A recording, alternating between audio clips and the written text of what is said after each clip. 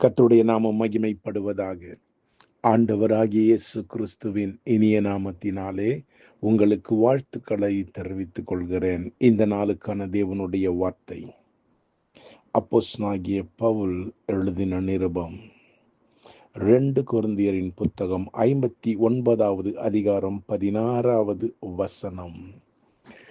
எங்களுக்கு வரும் சகல உபத்திரவங்களிலேயும் கர்த்தரே எங்களுக்கு ஆறுதல் செய்கிறவர்.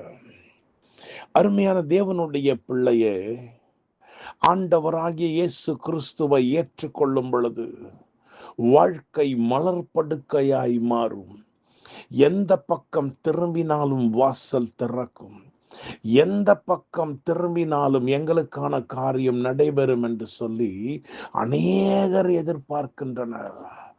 ஆனால் இயேசுவை ஏற்றுக்கொண்ட பிறகு நம்முடைய பாதை அது இடுக்கமான பாதை. இடுக்கமான வாசலின் வழியே நுழைய வேண்டியிருக்கிறது. தன்னைத்தான் வெறுத்து தன் சிலுவையை எடுத்து அவரை பின்பற்ற வேண்டியிருக்கிறது. அப்போஸ்தலனாகிய பவுலுடைய வாழ்க்கையில எத்தனையோ அற்புதங்கள், அதிசயங்கள், அடையாளங்கள் அவனுடைய வாழ்க்கையிலே நடந்தது. நிழலாவது படாதா என்று சொல்லி ஏங்கின ஜனங்கள் உண்டு. ஆடையாவது படாதா என்று சொல்லி ஏங்கின ஜனங்கள் உண்டு.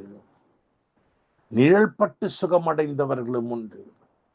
ஆனால் தன்னுடைய வாழ்க்கையிலே அவர் சொல்லும் பொழுது, எங்களுக்கு வரும் சகல உபத்திரவங்களிலேயும் கர்த்தரே எங்களுக்கு ஆறுதல் செய்கிறவர். பஞ்சமோ, பட்டினியோ, வருத்தமோ, வெயிலோ, புயலோ, கடலோ, எந்த காரியமும் எங்களை சேதப்படுத்த முடியாது. ஆண்டவரை எங்களை நாங்கள் சுமந்து கொண்டிருக்கிறோம். எங்களுக்கு வரும் சகல உபத்திரவங்களிலேயும் கர்த்தரே எங்களுக்கு ஆறுதல் செய்கிறவர் என்று தைரியமாய் அவர் சொல்லுகிறார். உபத்திரவப்படுகிறாயா? உங்களுக்கு உபத்திரவம் உண்டு. திடன் கொள்ளுங்கள். நான்